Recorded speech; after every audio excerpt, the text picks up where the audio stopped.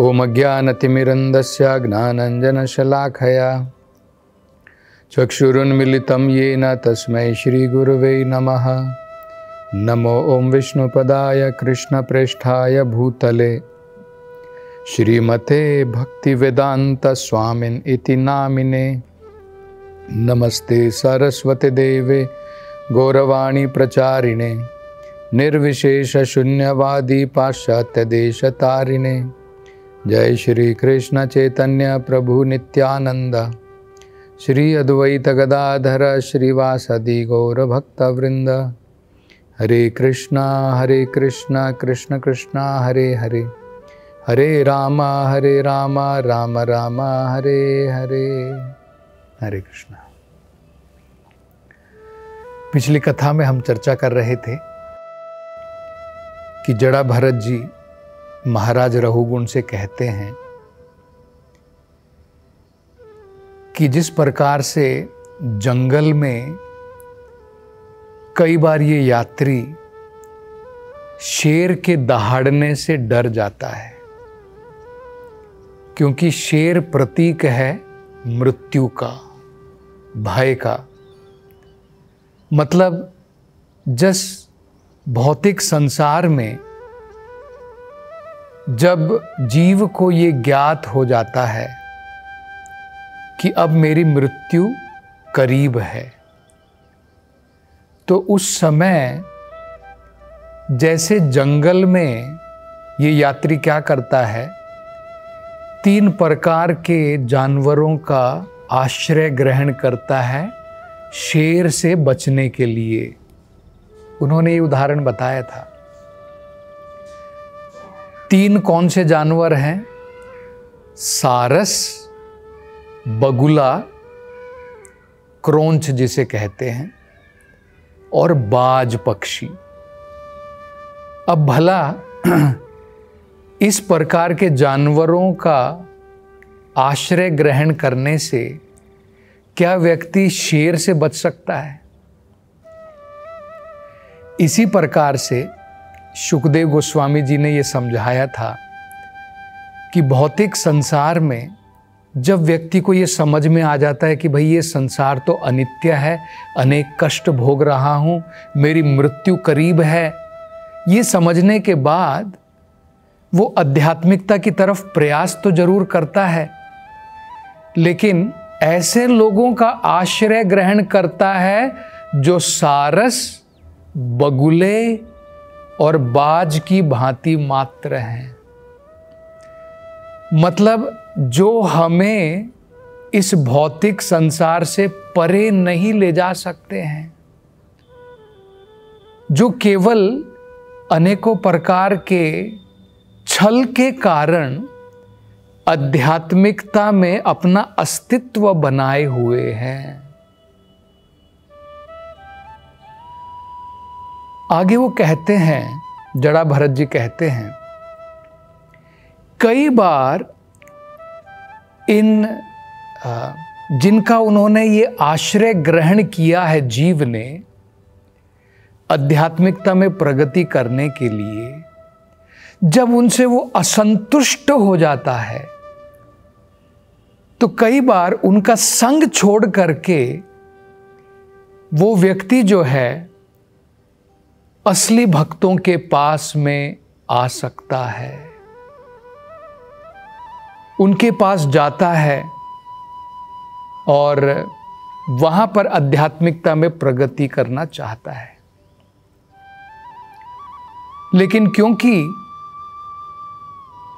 ये व्यक्ति जो है तपस्या करने के लिए तैयार नहीं है, तो जब आध्यात्मिकता में प्रगति करने के लिए कुछ नियम बताए जाते हैं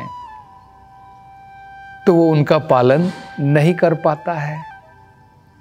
जैसे उदाहरण के तौर पर, अगर कोई व्यक्ति कृष्णा भावनामृत में आता है और वो आध्यात्मिकता में प्रगति करना चाहता है, तो वेदों के अनुसार हमें 4 प्रकार के पाप कर्म छोड़ देने चाहिए। मांसाहार, अवैध अपने विवाह के बाहर पराई स्त्री या पराये पुरुष के साथ संबंध, किसी भी प्रकार का नशा और किसी भी प्रकार का जुआ। तो ये जो 4 पाप कर्म हैं, जो लोग भौतिकता में डूबे हुए हैं उनके लिए बड़ा मुश्किल होता है। तो वो सोचते हैं कि अगर मैं कृष्णा भावनामृत में, आध्यात्मिकता में प्रगति करना चाहूँगा तो मुझे जो है चाय कॉफ़ी भी छोड़नी पड़ेगी, जो तपस्या में नहीं कर सकता हूँ। तो ऐसा सोच करके वो जो है दोबारा भक्तों का संग त्याग देता है और दोबारा उसी प्रकार के लोगों में जाकर के मिल जाता है और उसका कर्म चक्र बना रहता है। उसे इस भौतिक संसार से मुक्ति की प्राप्ति नहीं हो पाती है।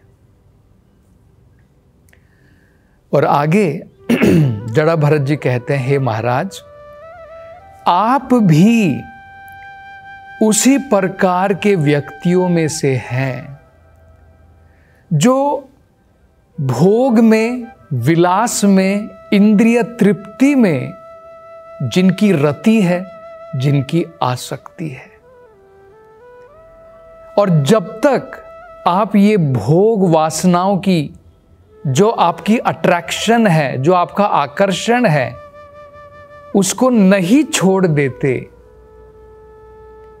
और भगवान की भक्ति में जब तक आप अपना मन नहीं लगाते, तब तक आपका ये कर्म चक्र बना रहेगा। तो उनको सलाह देते हैं, वो कहते हैं कि तुम्हारे अंदर में ये जो अहंकार है, राजा रहने का, स्वामी की भांति और दासों को सजा देने का, ये भावना का त्याग करो। मतलब ये भौतिकतावाद के कारण भावना है, मैं नियंत्रण करने वाला हूं, मैं स्वामी हूं, ये मेरे दास हैं, मैं इनको सजा दूंगा। ये जो है देहात्मा बुद्धि के कारण व्यक्ति की इस प्रकार की मानसिकता होती है। तो कहते हैं इस प्रकार की मानसिकता का त्याग करो और भगवान की भक्ति में मन लगाओ। तब जाकर के एक तो तुम्हारी जो ये कुतर्क है, अनेकों प्रकार से ये जो कुतर्क का मतलब होता है ऐसा तर्क करना जो विवेक के द्वारा नहीं किया जाता है। कई बार हम लोग किसी के साथ में तर्क करते हैं, लेकिन वो तर्क जो है उसका कोई लॉजिक नहीं है। जैसे अगर हमें समझाया जाता है कि हम ये शरीर नहीं हैं, जड़ा भरत जी ने समझाया था, लेकिन फिर भी राजा रघुगुण की समझ में नहीं आया था और अनेकों प्रकार से कुतर्क कर रहे थे। वो कह रहे थे, नहीं आप कह रहे हैं आत्मा के ऊपर फर्क नहीं पड़ता है, आत्मा के ऊपर कोई असर नहीं पड़ता है, शरीर जब कुछ बोझ लेकर के जा रहा है आत्मा के ऊपर असर नहीं पड़ता है। लेकिन वो कह रहे थे नहीं पड़ता है, इसको कुतर्क कहते हैं। मतलब केवल तर्क मात्र करना, उस विषय को समझना नहीं।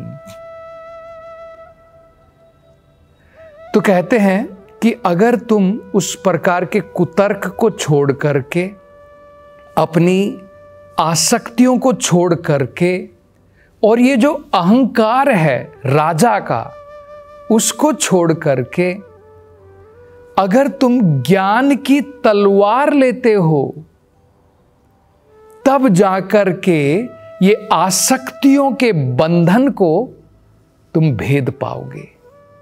तब जाकर के इस भौतिक संसार के सागर को पार कर पाओगे। ये बहुत सुंदर संदर्भ जो है जड़ा भरत जी राजा रहुगुण को बता रहे हैं। अहंकार का त्याग करो, भौतिक जो तुम्हारी आसक्तियां हैं उसको छोड़ करके भगवान की भक्ति में मन लगाओ, क्योंकि भगवान की भक्ति करने से ज्ञान पैदा होगा। उस ज्ञान की तलवार से इन आसक्तियों को काट पाएंगे, और जब ये आसक्तियां कट जाएंगी तभी जाकर के इस भव सागर को पार कर पाएंगे।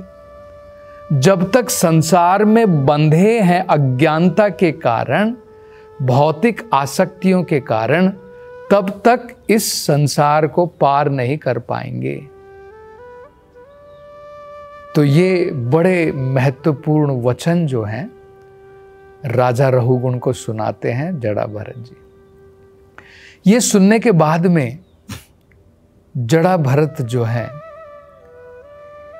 उनका मन जो है अज्ञानता से जो भरा हुआ था, अब उनकी अज्ञानता दूर हो जाती है। उनके मन के अंदर में ज्ञान का प्रकाश फैल जाता है। और अब वो कहते हैं जड़ा भरत जी से, हे महात्मा, मैं ये समझता हूं कि मनुष्य जीवन अत्यंत दुर्लभ है और देवताओं के जीवन से भी श्रेष्ठ है। क्योंकि वो कहते हैं, राजा रहुगुण कह रहे हैं,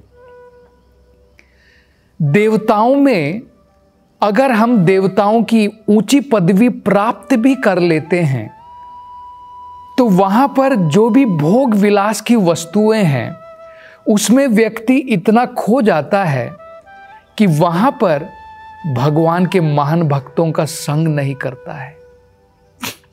ये अवसर उसे प्राप्त नहीं होता है। लेकिन धरती के ऊपर अगर व्यक्ति निष्ठा के साथ में भगवान को समझना चाहता है तो उसे ये अवसर प्राप्त होता है कि भगवान के महान भक्तों का संग प्राप्त कर सके। तो ये राजा रहुगुण जो है बता रहे हैं। ये हम देखते हैं भौतिक संसार में भी, जब व्यक्ति के पास में बहुत ज़्यादा भोग और ऐश्वर्य है, जैसे स्वर्गलोक में होता है, वो व्यक्ति आध्यात्मिकता की तरफ उसका झुकाव नहीं होता है।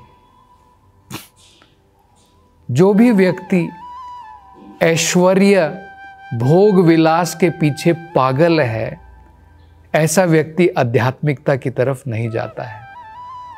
तो इसलिए वो कह रहे हैं कि मनुष्य जीवन अत्यंत श्रेष्ठ है, क्योंकि स्वर्गलोक में व्यक्ति जो है अंधा हो जाता है भोग ऐश्वर्य में, वहां पर उसे ये अवसर प्राप्त नहीं होता है कि भगवान के महान भक्त का संग कर सके।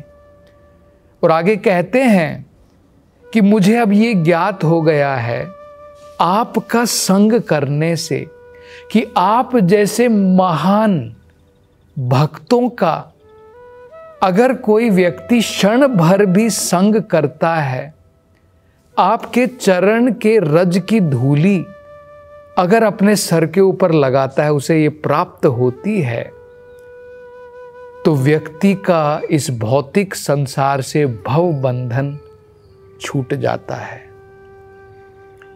और भगवान की भक्ति की तरफ उसका आकर्षण बढ़ जाता है। तो ये बहुत महत्वपूर्ण बात जो है राजा रहुगुण कह रहे हैं, जो अब उनकी समझ में आ गई है। ये सभी वेदों में कहा है, अगर हम क्षण भर के लिए भी भगवान के महान भक्तों का उनका सत्संग हमें प्राप्त हो जाए तो हमारे भव बंधन जो हैं कट सकते हैं। ऐसा कहा है, साधु संघा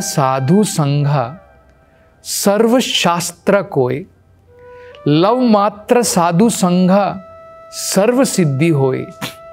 सभी शास्त्रों में कहा है, कुछ क्षणों के लिए भी अगर हम भगवान के महान भक्तों का संग करते हैं, हमारे जीवन की सार्थकता हमें प्राप्त हो सकती है। और आगे वो कहते हैं, राजा रहुगुण अब अंत में जड़ा भरत जी से माफी मांगते हैं। वो कहते हैं, हे महात्मा, मैं साक्षात दंडवत प्रणाम करता हूं उन महान आत्माओं को जो कई बार आपकी तरह एक छुपे रूप में हो सकते हैं लेकिन धरती के ऊपर चल रहे हैं। मैं तो आपको बाहर से देख करके नहीं पहचान सका, क्योंकि आप एक अवधूत की भांति हैं। और कई बार ये महात्मा 4 कुमारों की भांति एक छोटे बच्चे का रूप धारण करके पृथ्वी पर चलते रहते। या कई बार जैसे हम देखते हैं सुखदेव गोस्वामी जी एक युवा हैं, उनकी भांति पृथ्वी के ऊपर वो चल रहे हैं अपना संग लोगों को प्रदान करने के लिए। या फिर ब्राह्मण के रूप में हो सकते हैं, तो कहते हैं मैं क्षमा याचना करता हूं और आपसे ये विनती करता हूं कि कृपा करके जो ये राजकीय लोग हैं मेरे जैसे, जो क्षत्रिय हैं या राजा बन करके बैठे हैं और जो बहुत बार साधु महात्माओं का अपराध कर सकते हैं, उनके ऊपर कृपा बनाए रखिए। तो मैं उन कुलों की तरफ से आपसे क्षमा याचना करता हूं और ये आपसे जो है विनती करता हूं कि उनका मंगल हो, उनके ऊपर आप कृपा बनाए रखें। तो अब आगे सुखदेव गोस्वामी जी इस प्रसंग के बारे में क्या बताएंगे, इसकी चर्चा हम अगली कथा में करेंगे। हरे कृष्णा।